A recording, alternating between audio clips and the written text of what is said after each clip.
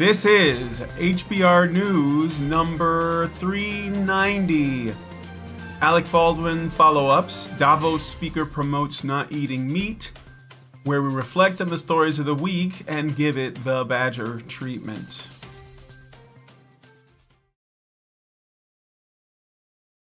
Hello everybody and welcome to Honey Badger Radio. My name is Brian, and I am here and joined by my co-hosts Hannah Wallen and Dr. Ryder McCam, or you can just call him Mike. I have been recently informed that Mike is okay. Well, there's no other mics here. In the absence of any other mics, I'm just Mike. Yeah, so we have Mike, and it's less confusing because other Mike is not here. And I don't think he's going to be on the show for at least a month, maybe two, because his family is they're like moving to another place, and you know it's just going to be chaos. So we don't want to add to that. So Mike J is not going to be here. All right. So anyway, with all that out of the way, we have a great show lined up for you guys today. So please be sure to continue the conversations both in the chat as well as the comment section. On this week's HBR News Show, we're going to be talking about the recent developments regarding Alec Baldwin's shooting case. I don't know if we should call it manslaughter or what, so I'm just going to call it a shooting. Davos speaker speaks openly and proudly about a new plan to get us all to stop eating meat, for our own good, of course, and more. So stick around, it's going to be a good time. And be sure to join us afterwards with a patron-only show. On the patron-only show, I found this article. Show you guys. That's not the one. Where is it? Oh, it's right here. I guess it's an opinion piece. Who knows these days? These things always become more authoritarian than you expect. Oops, sorry about that. And it's an article from Refinery29 entitled, "It's Time to Rethink How We Use the Term Fuckboy," by Melissa Mason. So this is feminist journalism today, guys. This is what it is. So we're going to read this article in our patron show. And if you want to join us in the patron show, you have to become a Badger. And I'm sure that this has you licking your lips, like you really want to read this article right here, okay? So, because it is such high-end, highbrow journalism, you're going to want to bookmark this puppy and join us in the patron show. I'm fascinated to hear how it's a patriarchal, misogynistic term somehow, and that we should be saying something worse than fuckboy. Oh yeah, definitely. Yeah, definitely. So so if you would like to participate in our after shows, either as an audience member or a participant, please consider becoming a Badger yourself by going to feedthebadger.com and setting up a monthly subscription, or you can go to just like honeybadgerradio.com, and there should be options to do it there as well. We have a multitude of ways that you guys can like get in touch with us, so try to use them. Use them all. Who cares? Use them all. Confuse us. And if you don't want to wake up one morning to find that we have been yeeted from YouTube and the mainstream internet, and you're like wondering where the hell are we, please go to badgerfeed.com or honeybadgerradio.com, and you will see links. And I would just go there because I don't know how much longer we're gonna be around. But that would be super nice if you guys could do that. Okay? So, thank you guys so much for being patient with me while I went through all of that. And let's get into the stories. So we're going to start with Alec Baldwin. So we're following up with Alec Baldwin. Let me. Are there any pictures? No, this is a archive link, so there's no pictures. There's one of Boogie you could use. Boogie. Pointing that gun always makes me think of. Well, yeah. him and Alec Baldwin always make me think of each other now. Dude got fat in the face. It's weird. Anyway. Boogie or Alec Baldwin? Alec Baldwin. Alec Baldwin. Some people, Boogie actually slimmed down. So. Some people get fat in the midriff. Some people get fat in the tits. Alec Baldwin got fat in the face. Is weird. Yeah, that does happen. That's a real thing because like that happens in my family. You can always tell like when I put on weight, I get fat in the face. Didn't know that till I was 40 though. So no, I well, is that how you found out? Yes, getting fat was how I found out. Okay. All right. So anyway, Alec Baldwin. Okay, you might know him from The Shadow. And some of you guys are. You might know him, but we wish you didn't. Yeah, it's kind of a. Random, you might know him from Beetlejuice, and you'll go, "Wait, he was in Beetlejuice? Yeah, he was the main character. Really? It's because he was so thin in the face. He's unrecognizable now." Yeah. All right. Actor Alec Baldwin will be charged with involuntary manslaughter after the gun he was using discharged on the set of Rust, killing cinematographer Alina Hutchins on October 21st, 2021. Prosecutors say they will charge Baldwin with 2 counts of involuntary manslaughter, arguing it was his duty to ensure the gun and ammunition were properly checked and that he should have never pointed the gun at anyone. Baldwin, both the lead actor and producer of Rust, denied culpability for the shooting, saying that he had been told the weapon did not contain live ammunition. In a statement by Baldwin's letter, Luke Nika said, quote, "This decision distorts Helena, sorry if I butchered your name, Helena Hutchins' tragic death and represents a terrible miscarriage of justice. Mr. Baldwin had no reason to believe that there was a live bullet in the gun or anywhere on the movie set. He relied on the professionals with whom he worked, who assured him the gun did not have live rounds. He will fight these charges and we will win." The movie's armorer, Hannah Gutierrez Reed, who loaded the gun, will also be charged with 2 counts of involuntary manslaughter.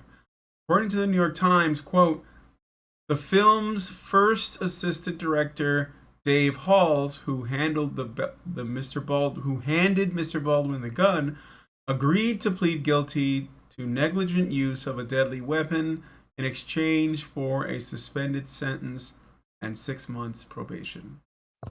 The question is why was there ever even a bullet on set? How? It's such a shady mistake to even happen. There's thousands of films that happen with guns, and there's never any reason to put a bullet in them. There's no reason anyone would put a bullet in them. That's why there are surprisingly few accidents, involving this sort of thing. I mean, Brendan Lee was accidentally shot, but apparently that was because of a blank that accidentally had something in the barrel, and that's the next closest thing I can think of to anything resembling this kind of accident.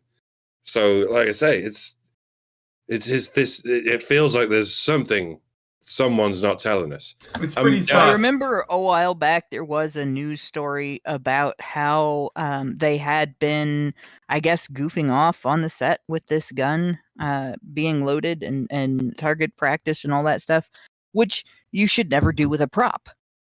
Like this, they really mishandled this.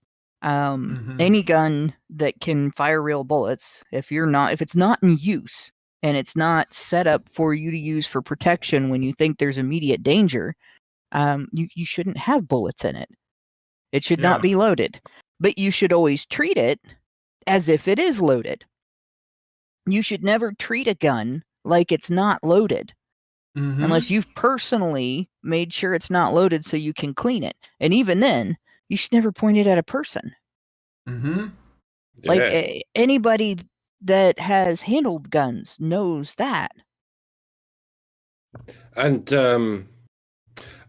Hanlon's razor is the one that goes never attribute to malice that which is adequately explained by incompetence. It's a principle that can help you to curtail any paranoia you might have or otherwise run away with. But I'm developing less and less confidence in that principle as the years go by and the world gets so much darker. And I'm reminded of what we might call Cobain's razor. Just because you're paranoid doesn't mean they're not after you. When you marry these two razors together, you find yourself taking the question of are these people evil or just stupid? And you pose the further question, why not both? And I don't just mean individual people. A group of people can be comprised of stupid people and evil people. Usually it's the former being led by the latter, a small amount of influential agents who know they are killing people, recruiting the services of millions of gullible rubes who think they're saving lives. And many of those gullible rubes, when they discover the undeniable evidence that they have in fact been killing people all along, they will deny it anyway. They'll just live inside the lie forever because that's easier than coming to terms with what they've done. At that point, they are simultaneously stupid and evil, and they will remain stupid and evil forever because they will get away with it. And I don't know whose razor this is, but I thought of it, so I claim it for myself. If you let people get away with anything, eventually they will do anything. They'll do the most evil things imaginable, and they'll be so stupid that they won't even be able to cover it up. Why would they? They'll get away with it anyway. Obviously, there are bigger fish to fry than Alec Baldwin and his shady Hollywood crew, but it's a microcosmic example of what I'm talking about. Was there incompetence involved?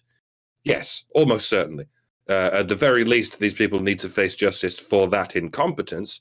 That's where the story starts, but it's not necessarily where it ends. The next question is, was there malice involved? It's not outside the realm of possibility that one or more people knew exactly what they were doing and got the outcome they were looking for.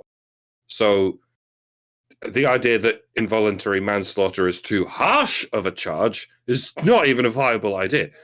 The only controversy is that might be too lenient a charge for what happened here. This might, in fact, be a murder. Not necessarily. Very possible. Not necessarily by Baldwin himself, I say that, but by someone along the line of those checks and balances that were supposed to be taking place. And like I said, this is just a microcosmic case in which one person was killed. When we're done with this, we might look up and notice that people are dying mysteriously every day all over the world, and those could very well also be murders. And currently there is no one even being charged with manslaughter. But as they say, the death of one is a tragedy. The death of millions is just a statistic. Sorry, Alec. You should have carried on killing until you racked up a body count of at least 7 figures. For some reason, no one ever goes to jail for that. Yeah. Yeah, no, it's very possible that, I mean, if the individual who handled the weapons, who prepared the weapons and everything, this Hannah Gutierrez Reed, or David Halls, either one of them, if they accidentally got the wrong bullets because some dipshit was playing with the wrong bullets on set, you you have to ask the question, was it an accident on their part? Was the dipshit careless where they put their bullets by accident, or was that on purpose? You know, was there anybody that had any reason to want this woman dead? And that does come into question. But the bottom line is, like, he was the producer, right? Alec Baldwin was he wasn't just an actor on the set. Like, this No. was his project. Yes. So he was acting, but he was also in charge of everything. And when you're in charge of everything, it doesn't matter who fucked up. It's still your fault. It's one of the reasons why when a corporation does something that leads to harm to a large group of people and there are criminal charges, the CEO gets charged.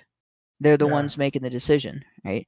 And that makes a big difference. So for him, like, he seems to think that he can get out of this charge by blaming all the people around him. Well, this person screwed up and that person screwed up, but you were their boss.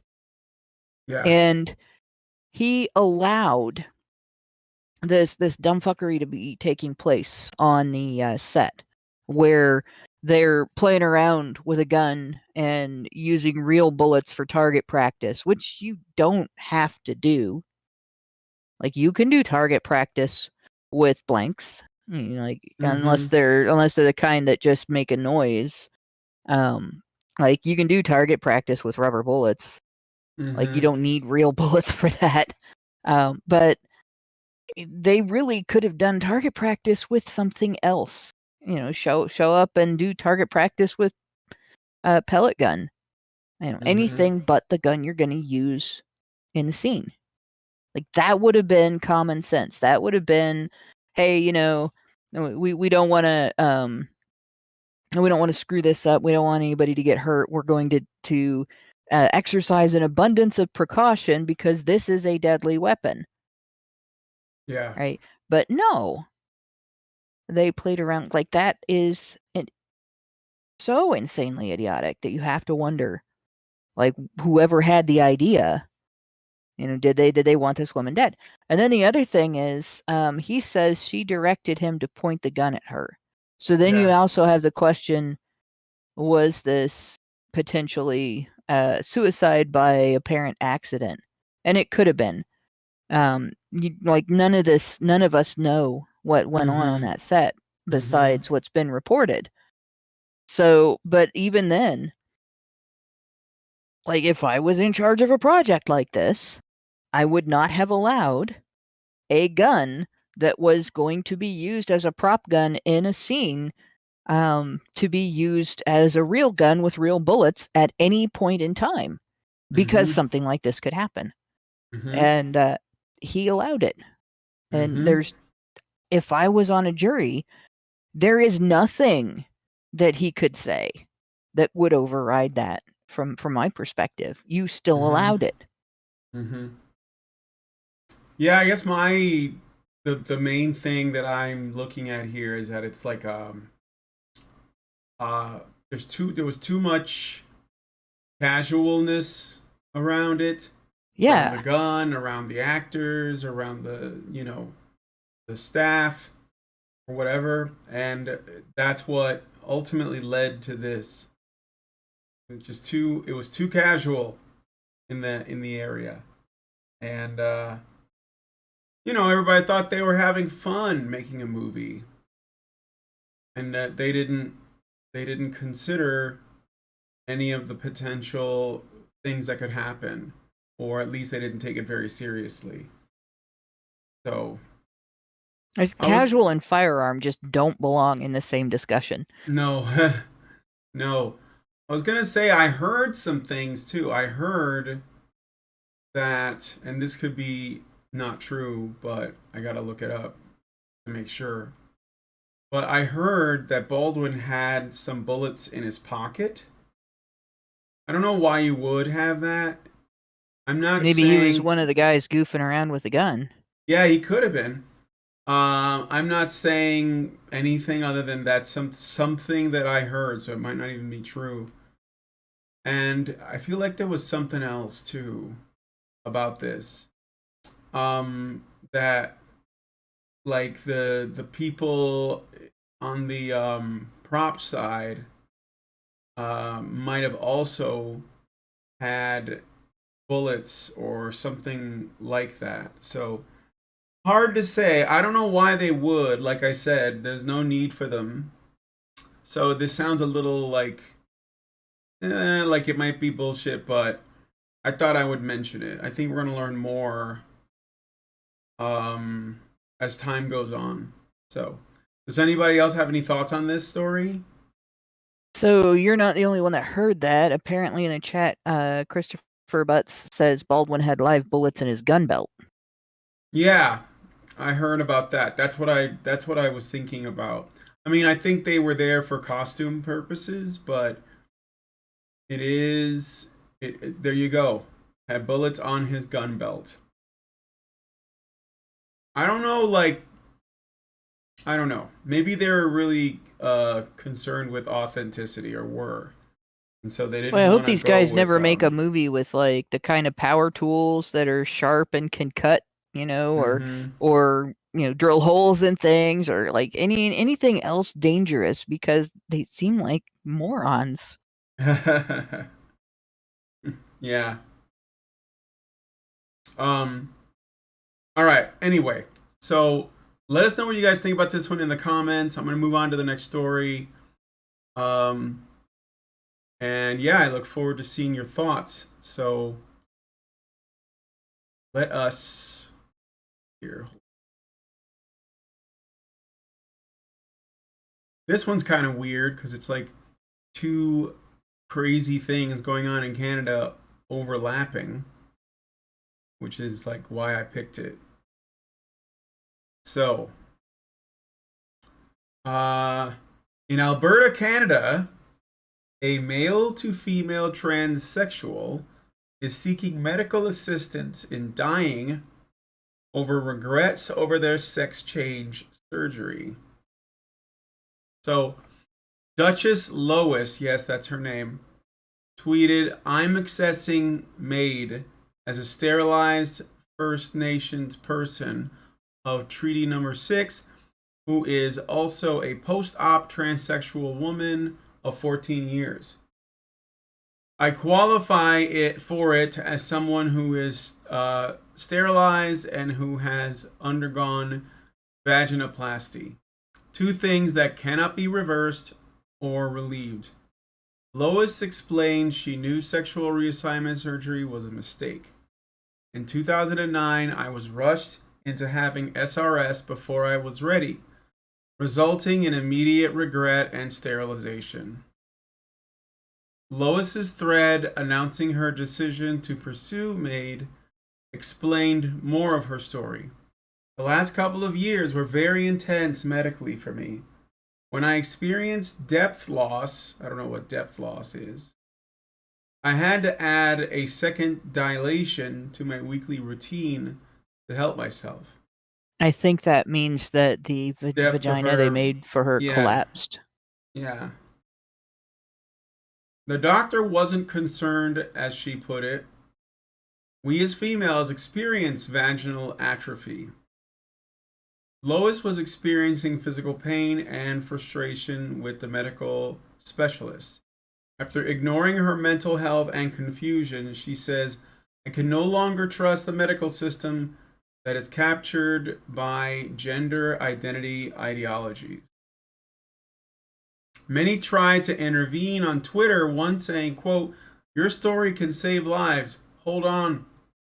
Another tweeted, "Have you considered that the MAiD program is a bit similar to the transition process in that it is an activist driven and offering a quote solution, end quote? Just an opinion, but from here it feels similar." Good point. Lots did not Yeah, seem it's persuaded. not reversible. Yeah, what kind of solution is it in this case? Yeah, it's the final one, isn't it? It's literally the last decision you will ever make. So who the fuck even cares after that? I'm going to find myself reiterating everything I said in the first story. This gender reaffirmation industry, and it is an industry at this point, seems to be occupied by people who think they're saving lives. And it doesn't matter how many of the lives they think they've saved are coming back to them saying, now I just want to die even more.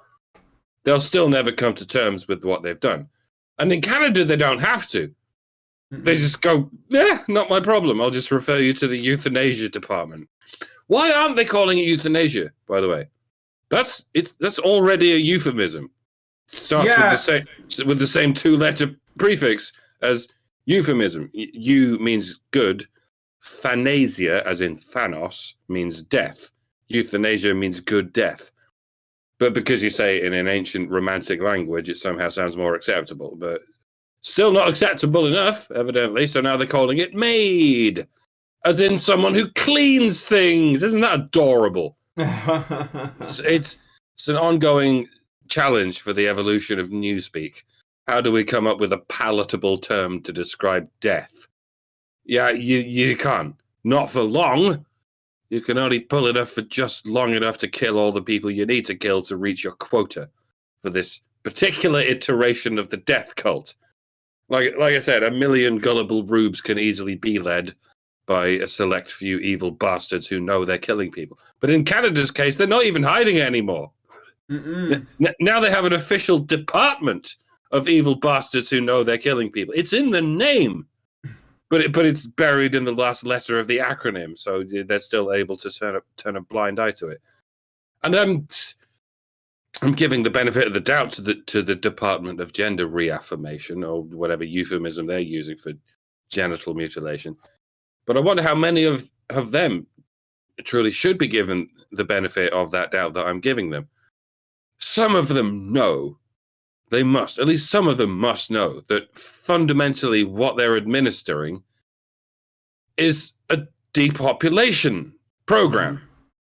First, you prevent them from having children, and then you enact the final solution and prevent them from using any more precious resources by killing them. And they're okay with that, but because they think they're saving the planet. Don't get me wrong, overpopulation is a problem, but it's mostly a problem in a lot of Asian countries and increasingly in a lot of African countries. It is not a problem in Canada. No. It's the second largest country in the world, and there are like 12 people living in it. So don't try and tell me you're saving the planet. Yeah. You're just killing your own countrymen and country women. Whatever the fucking distinction is anymore. You're not funding population control in China, are you? How funny would it be if it turned out that China is in fact funding depopulation in your country? Hiya!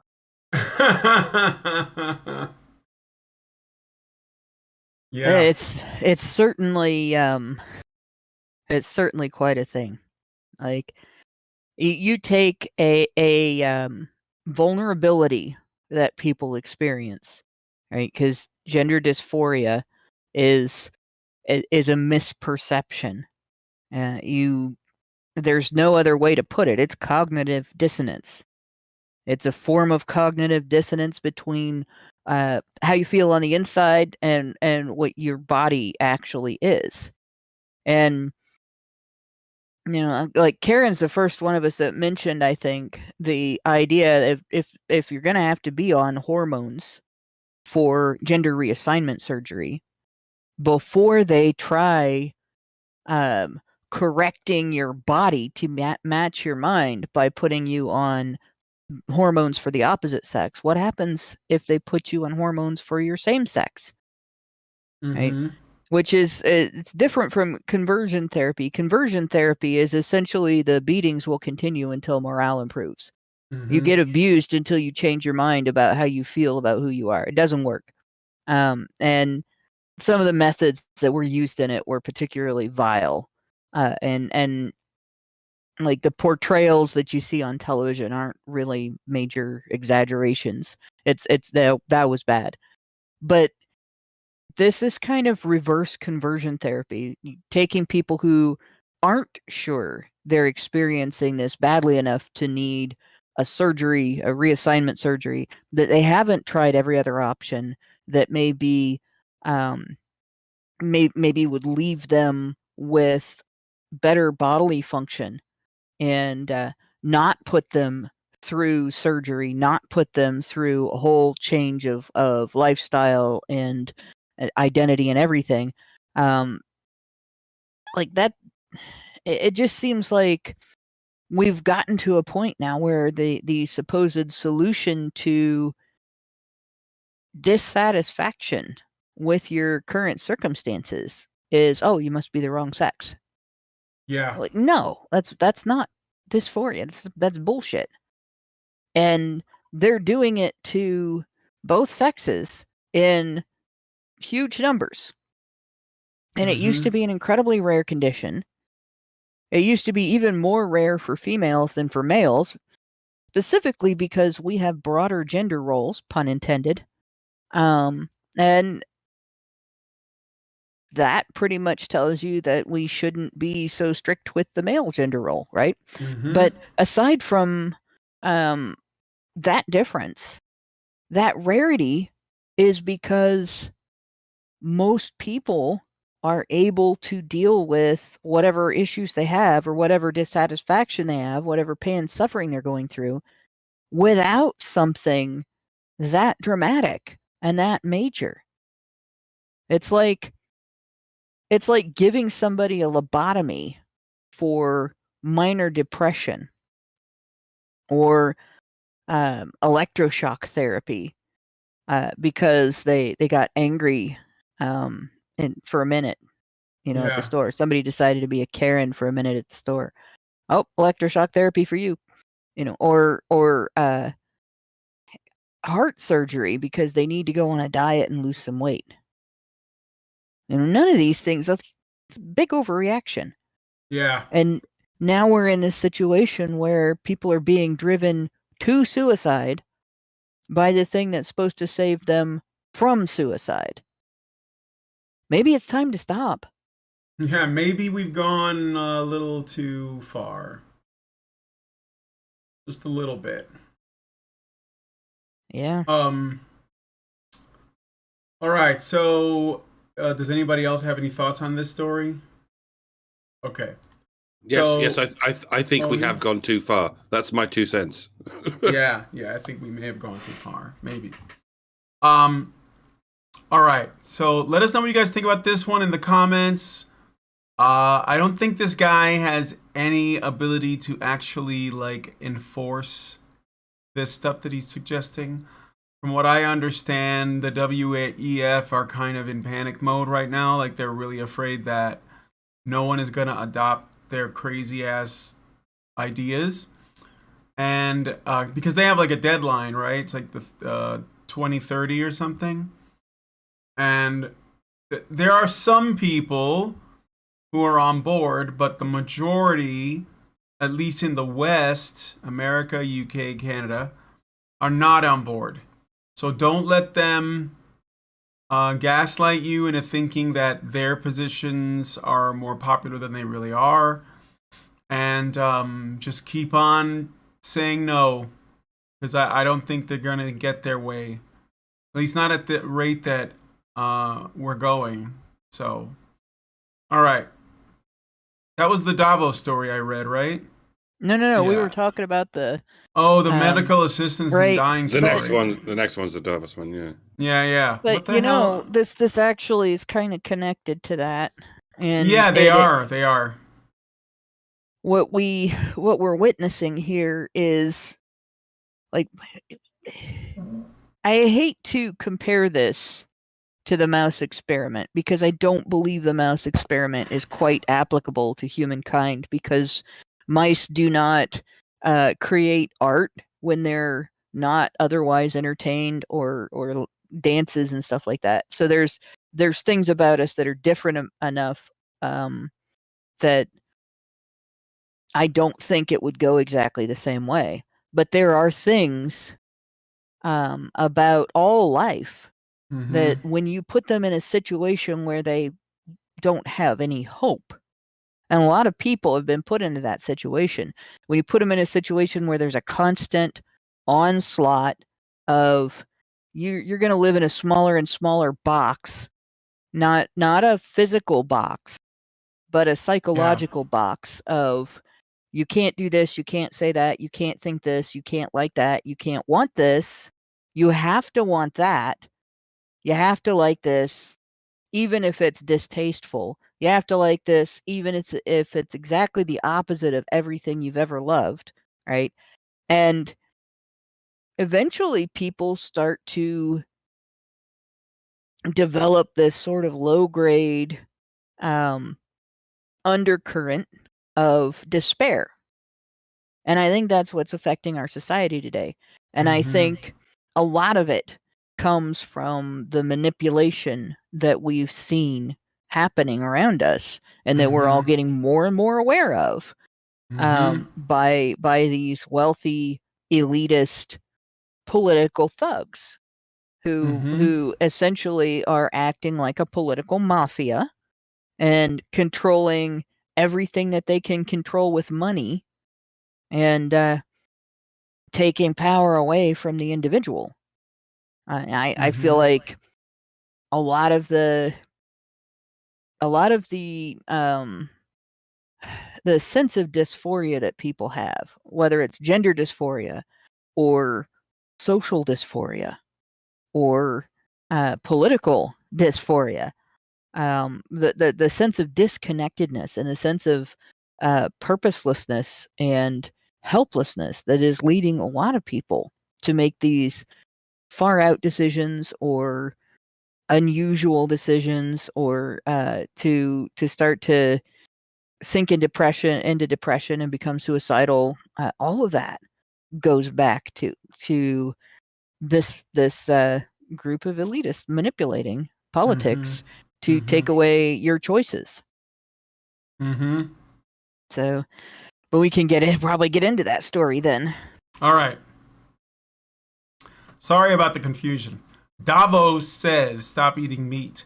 A speaker at the World Economic Forum called for 1 billion people to stop eating meat to combat climate change. I'll let that sink in.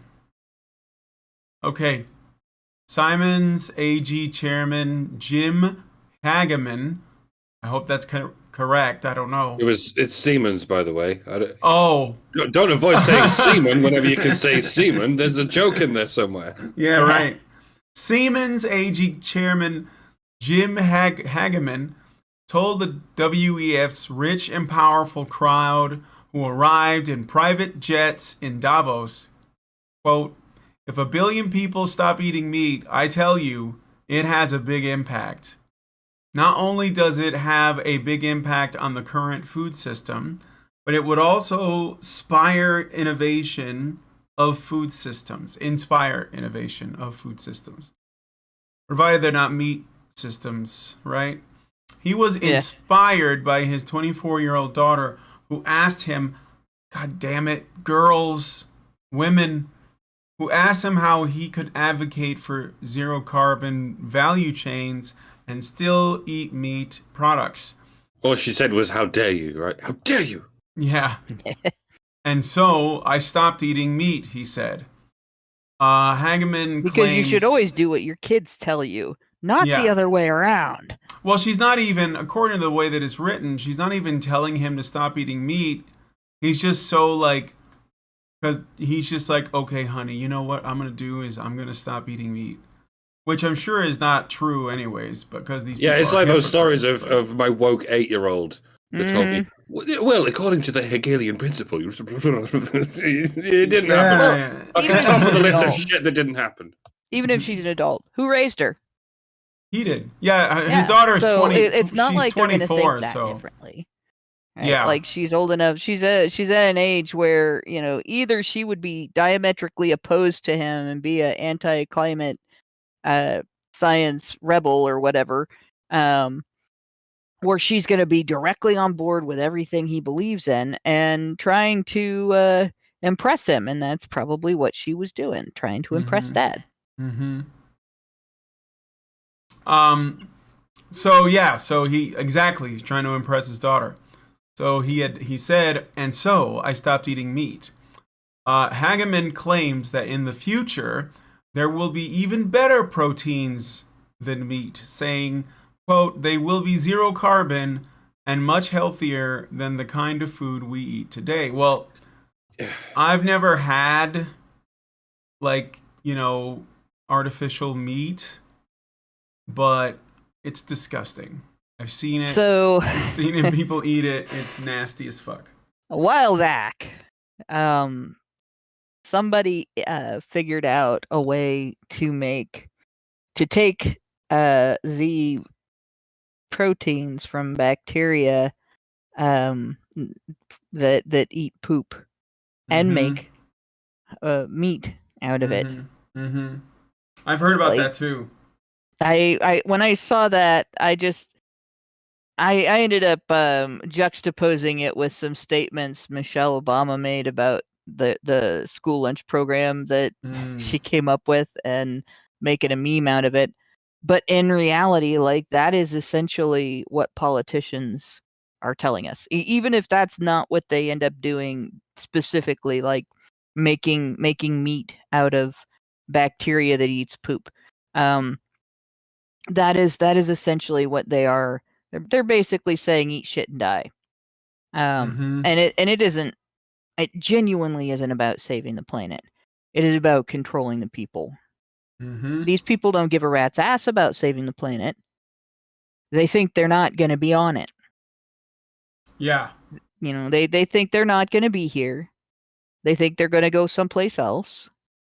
They think that they can control the public, the masses, as long as they want, and then until they actually have like the science to leave, and that'll be it. So they don't give a rat's ass about the planet. They don't give a rat's ass about the people, and they don't give a rat's ass about animals. This is all about control. And we're seeing the for results. authoritarianism. Yeah. Everything is an excuse for authoritarianism. People don't trust God anymore, but they do trust science. So people are like, well, we'll use science as an excuse for authoritarianism. You trust vaccines, so we're going to use vaccines to control you. You trust climate science, so we're going to use climate science to control you. That's all anything is.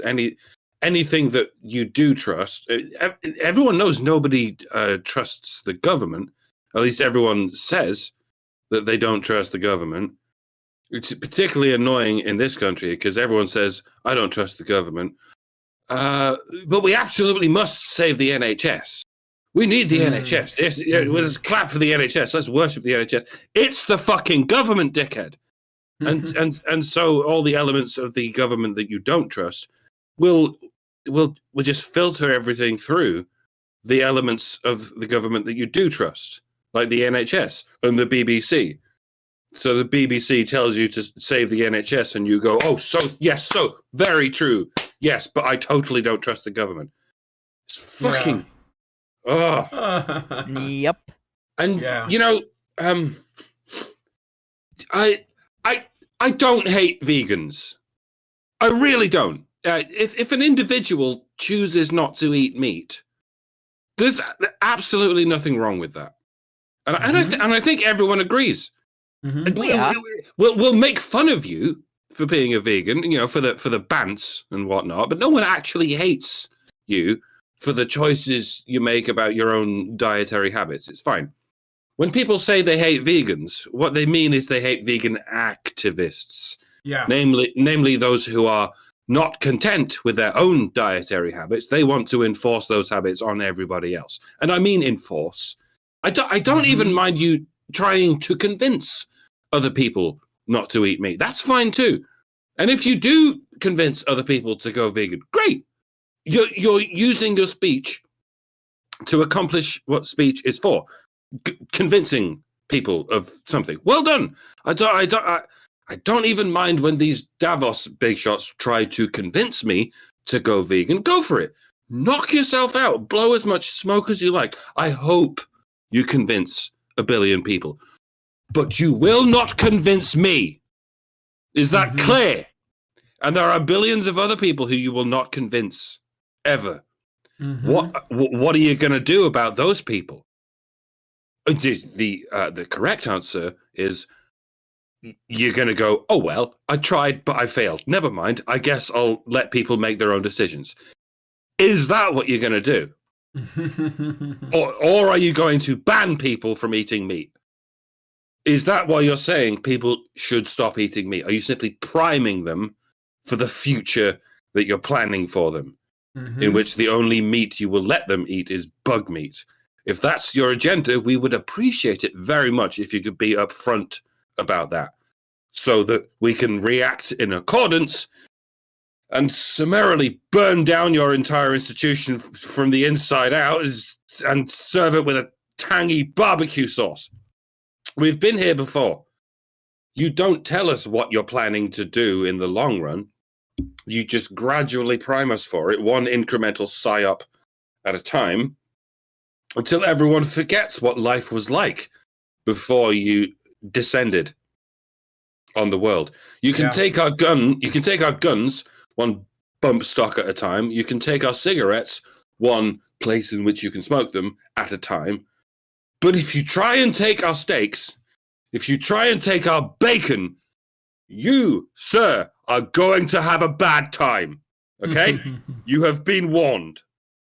I have to agree on that. Like and when it comes down to it, I think what they're advocating is not healthy for people. They're not talking about proteins that are going to feed the body better, right? No. They're talking about proteins that are going to cost more, that are going to involve a manufacturing process that somebody's going to make a shitload of money from. Mhm. And it makes me wonder, what this individual has financially invested in that he is going to down the line try to sell us, because that's probably part of what's going to happen. And they'll use, guilt and shaming tactics. Oh, you're destroying the planet if you don't do this. You're going to kill not grandma, but your great grandkids if you don't do what we tell you. It's always that you're going to kill someone else, right? It's always that you're going to do harm to some other group of people. So they'll have somebody that's going to be hurt by your failure to comply, Mhm. and then they won't pass laws that say you can't have meat. Mhm. They'll make your neighbors hate you for eating meat, Mhm. and then your neighbors will harass you for it and throw things at you in the grocery store and maybe even beat you up, because that's the way that these things are done. Right, that's the Yeah. way masking was done. That's the way, Social pressure. your employer won't hire you if you are a meat eater. You won't be able to get medical insurance or life insurance if you're a meat eater. They'll tell you it causes cancer. Oh wait, they already did that. It doesn't. uh, but yeah, they'll have a whole uh, list of ways in which they slowly box off all of your meat eating options until you just can't get meat anymore. And it won't be you are forbidden to have it. It'll be, oh, you eat meat. You're one of those people. Right? Yeah. We don't hang out with the carnivores. What's wrong with you? Disgusting. How dare you? That's what we'll get.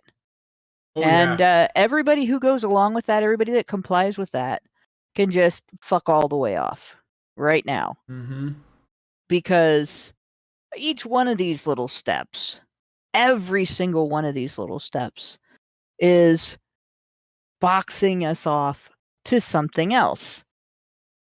You get a bunch of people that don't want to be obedient to a conglomerate of political thugs, wealthy political thugs, right? That don't want to be serfs in a feudalist society.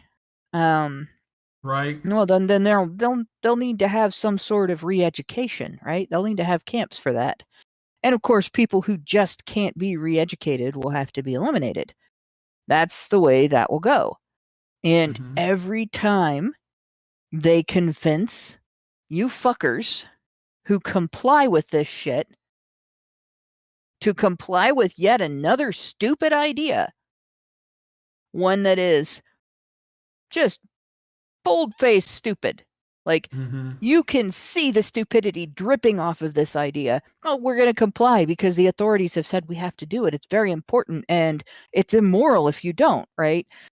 Every single one of you fuckers that buys into that shit is a nail in somebody else's coffin. So if you want guilt tripping, carry that guilt. Yep. And like I said, just fuck all the way off. Yep. Yeah, this is what they said about well, this is what's been going on with cigarettes. There was we've put this stigma on people who smoke cigarettes. It's a filthy habit. How dare you? But it hasn't stopped people smoking cigarettes. As far as I know, people are smoking as much as they ever have, and they know the science. And I'm not comparing it to eating meat because it's. You need protein to survive. Nobody needs nicotine to survive, but they're both addictive for very different reasons. And I mean, eating is important. Eating is healthy. Inhaling smoke is not. Yeah, nobody's going to argue that inhaling smoke is safe, but it's a choice. You have a right to choose that. Yeah, but they haven't been able to get rid of cigarettes purely by stigma. But if you look at what's happening in New Zealand, they're already banning the sale of tobacco to anyone below a certain age. And if it happens in one country and the people don't revolt over it, it's gonna get rolled out into the other countries. We see this with every woke experiment that happens in New Zealand or Australia or Canada or the UK or the US. It happens in one country and then it gets rolled out to the other countries. So if the stigma doesn't work, then it will happen by government mandate. So don't be telling me it's not going to happen with me. They'll fucking try it. Somewhere down the line, they absolutely will try it, but they'll get met with a hell of a backlash, and I really hope that's the backlash that will fucking change things. But I'm not confident. Sorry. Well, there's nothing I can say but black-pilled shit, and no one wants to hear that, so I'll shut up. Probably one of the reasons why they've tried to decouple meat eating with masculinity, because eating meat, men do need a higher protein intake than women do, because men have more muscle mass, and you build muscle mass from protein. And so men are more likely to like meat and to eat more meat. Women are more likely to be okay with giving it up, except me.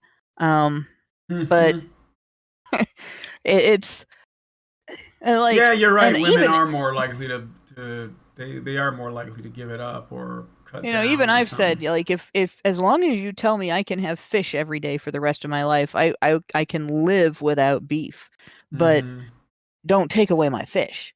Right. And that's the one that that we're really guilt tripped over. Oh, you're going to destroy the oceans. There won't be any fish left in the ocean in 10 years. We get told that like every 5 years and it never happens. But in any case, men are the big meat eaters, and they're the ones that enjoy, cooking it with fire and all of that. Right.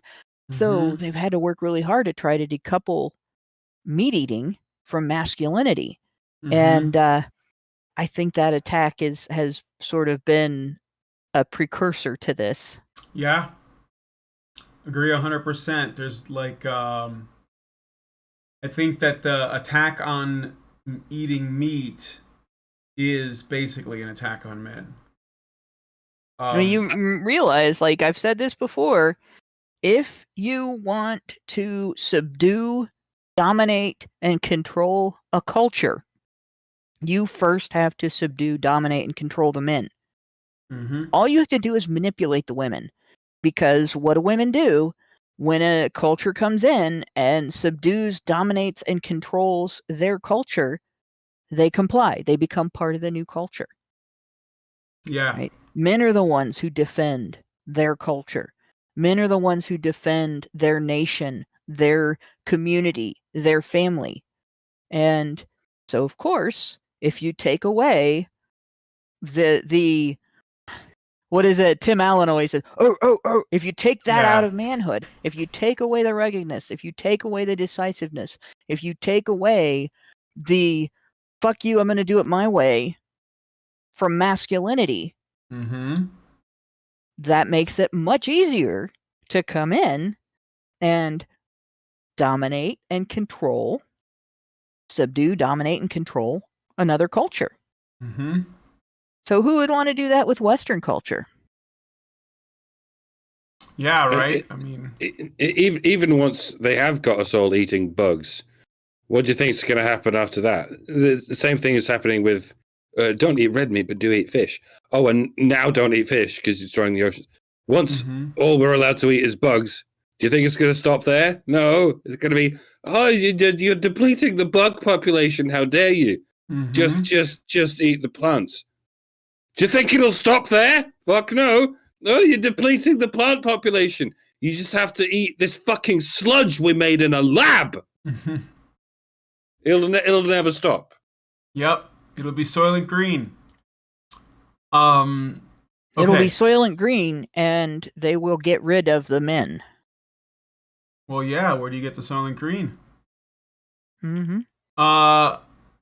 There was one thing about this whole, like, I don't know, eat the bugs, vegan kind of takeover that I always thought was weird. And it's how they try to sell the vegan food. It's how they market it.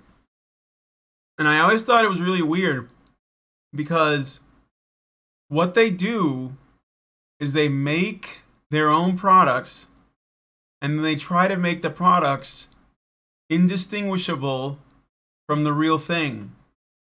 And then they try to tell us that we would enjoy it. So you'll get vegan chicken, vegan wings, vegan burgers, vegan hot dogs.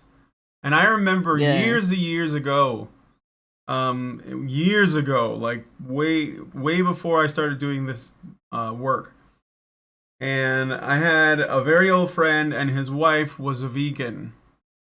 And I didn't really think about it, like, okay, that's a personal choice, whatever, right? And he was not a vegan, but she was always trying to convert him. And one day we were at a barbecue at their place, and she had vegan dogs cooking, and she kept on asking me if I wanted to try it.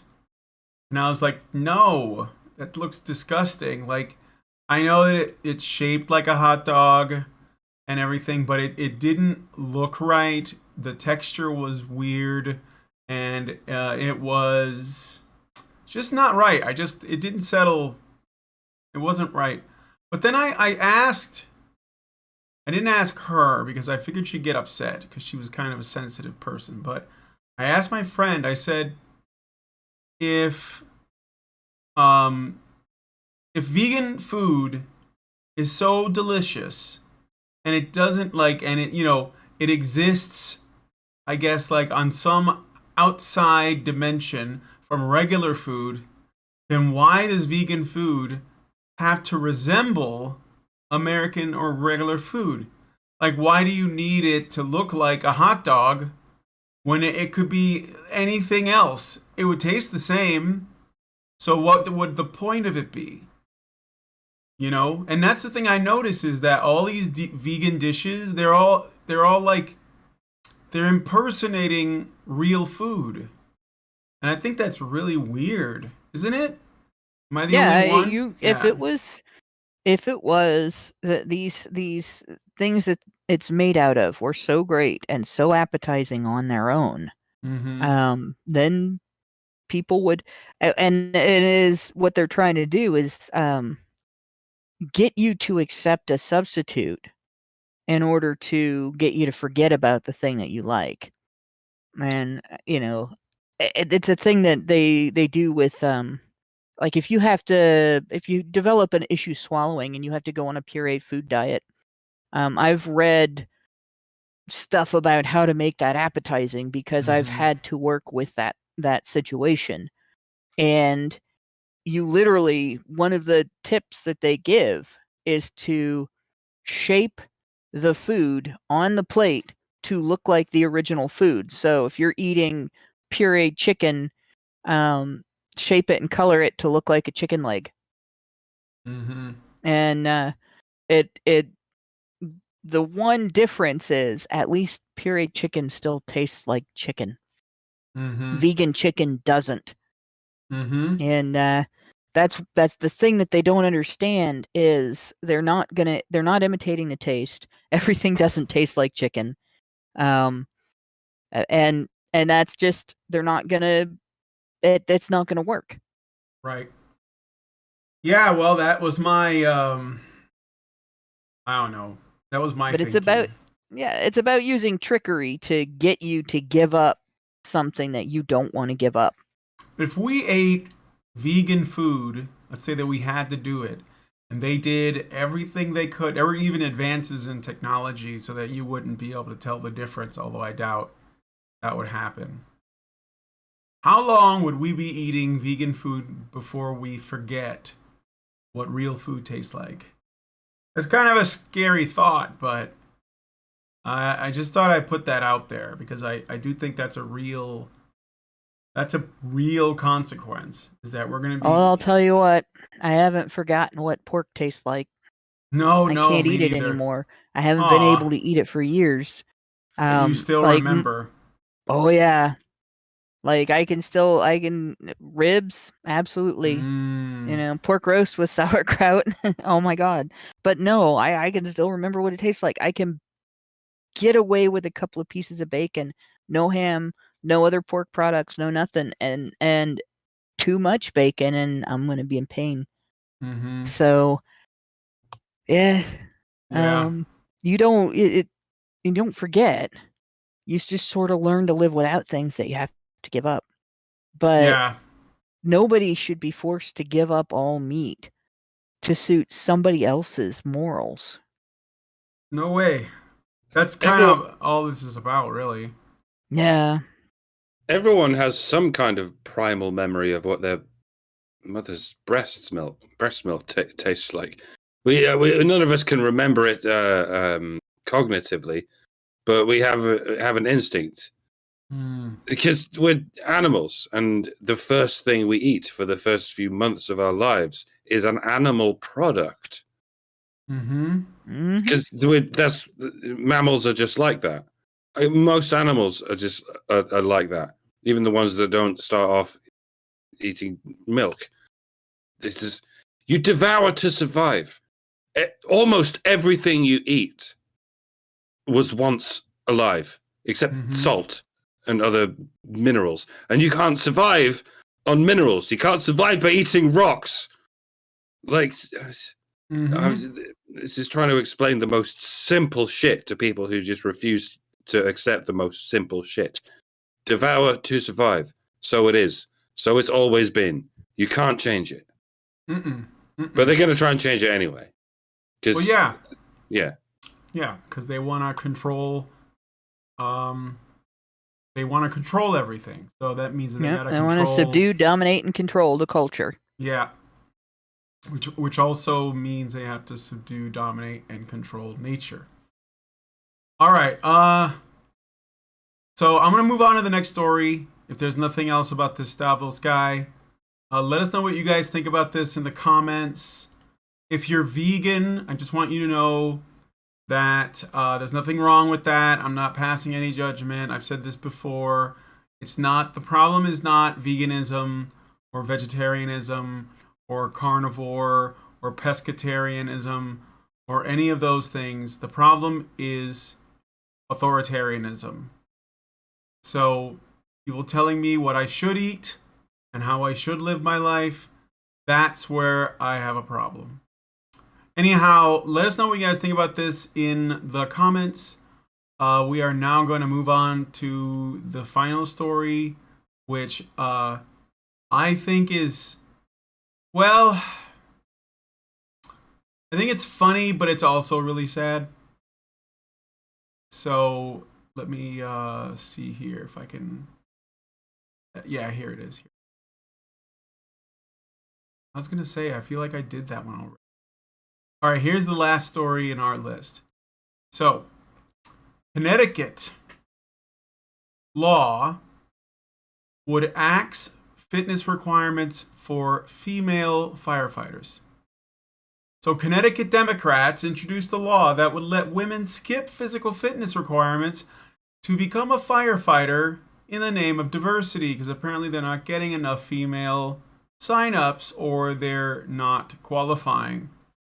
The candidate physical ability test is a timed gauntlet used by the fire department across the country that requires candidates to complete intense physical tasks while wearing 50 pounds of gear to simulate the experience of navigating a fire in heavy gear.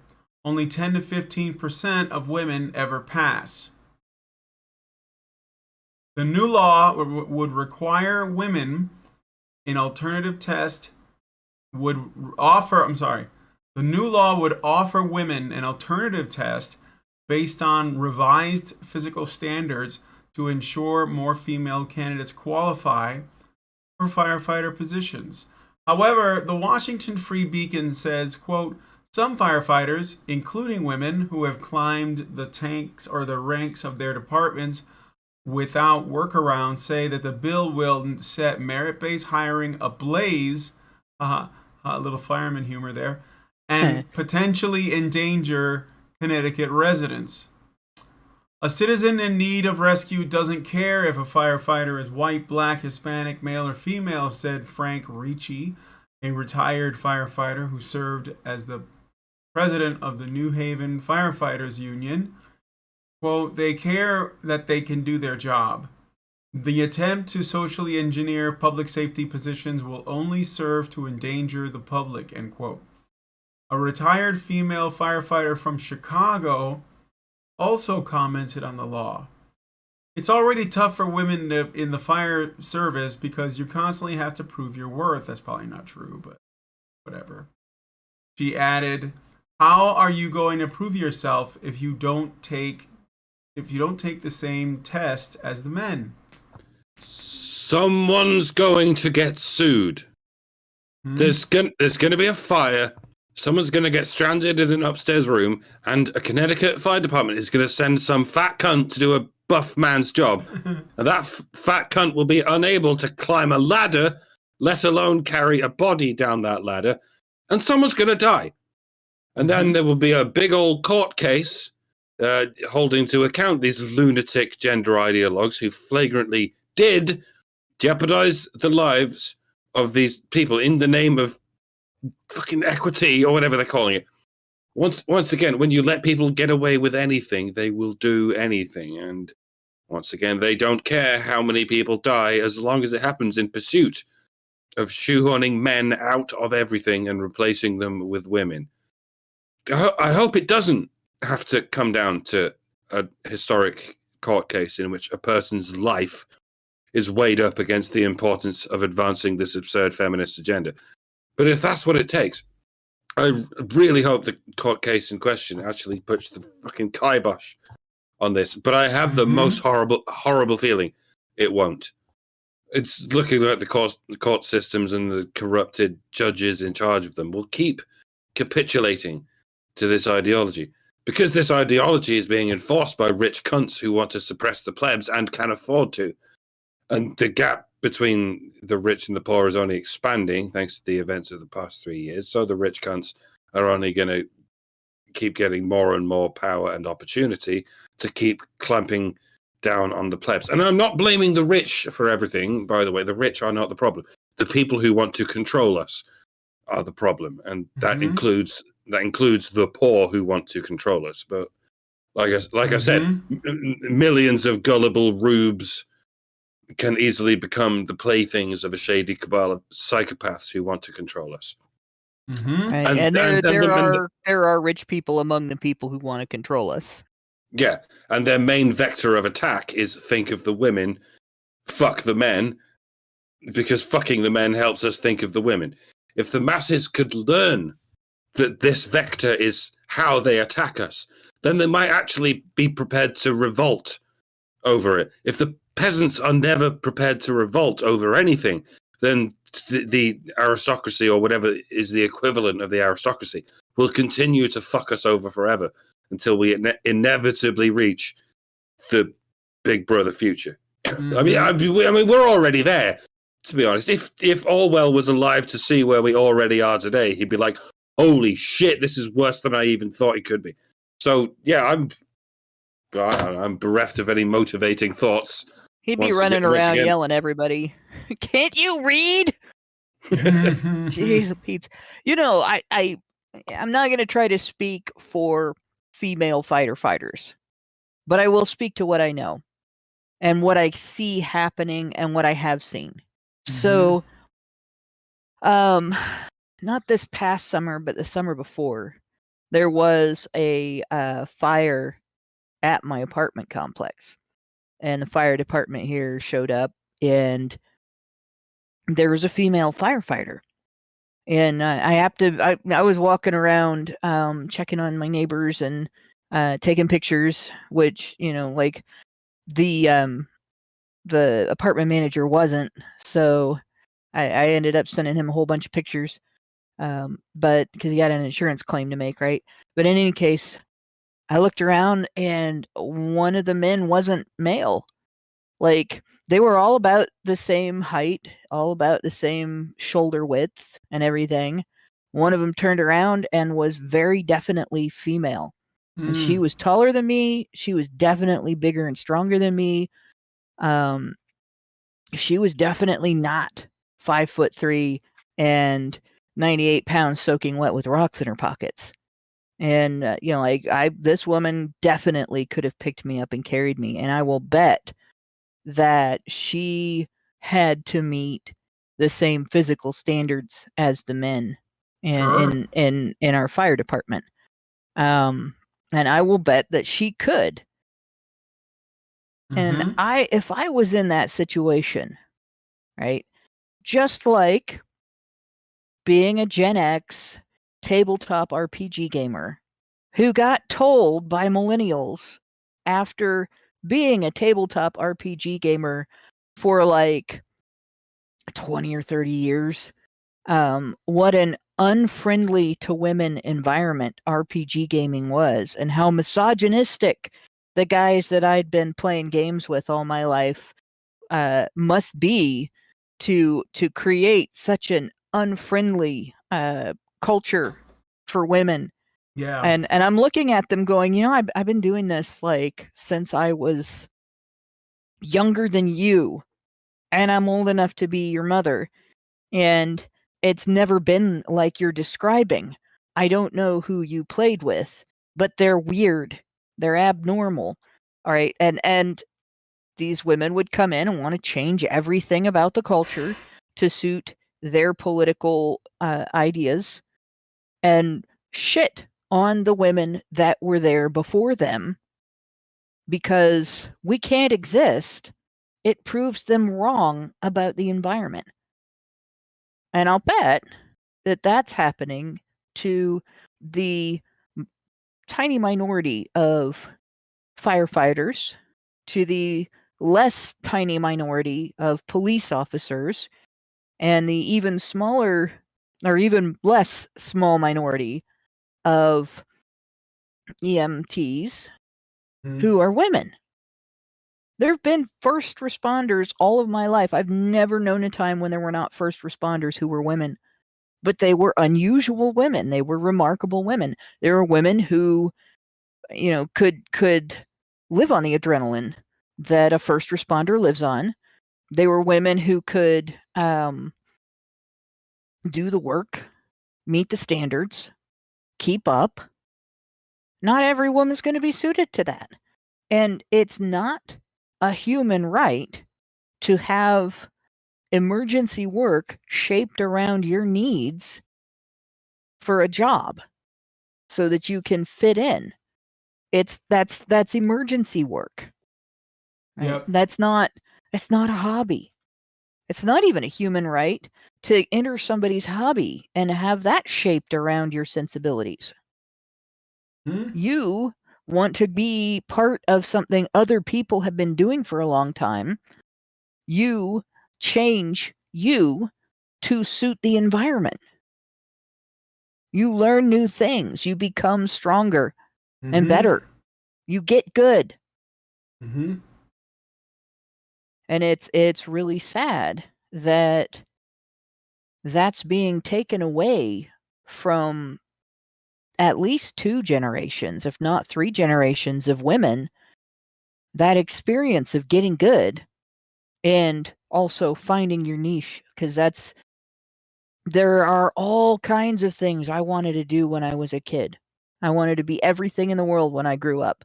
Well, you can't be everything in the world. I mean, I kind of tried. I've had a lot of different jobs, many of them simultaneously, but you can't be everything. You have to pick things that you're going to get good at and do them well, or else, you lose out and the people around you lose out, right? So all of these women out here are going to be pushed into trying out for things like this, and they're going to go into professions like this that they aren't really suited for. It's not their niche. They're going to shove themselves into it anyway. And they're going to damage it, and they're going to damage themselves. They're going to damage the people that you go into this type of job to help, and then they're going to play victim of all of the consequences of that. And instead of finding the thing that they can do to be a great contributor to their community and reaping the benefits of that. That's awful. How misogynistic. Right? And how misanthropic, because everybody's going to get hurt. Yep. True. All right. So that's basically that story. I think that I know that they're basically opening it up so that they can have a more diverse team and stuff, but I could not for the life of me see a fire chief hiring women that are clearly unqualified just so that he can get some brownie points. I also don't really see an obese woman trying to get this job. So I don't think this is going to change much. I think this is more than anything is like a gesture. They just want to be liked for their progressiveness, and they're just going to say it, but I don't think they're actually going to do it. But we'll see. I want to know if any really unhealthy, overweight, or otherwise not qualified women actually sign up for this and actually get this, get these positions. So we'll see how long it takes for him to end up with a severe back injury. Yeah, exactly. Which, by the way, you only get to do that once, and then it never gets better.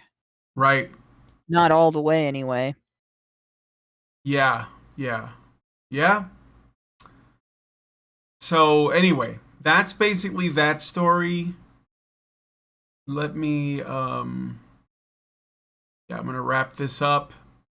Right now we're gonna be going into the patron show to look at this article called "It's Time to Rethink How We Use the Term Fuckboy," and see what they have to say, or this person has to say, about this term that apparently is so awful.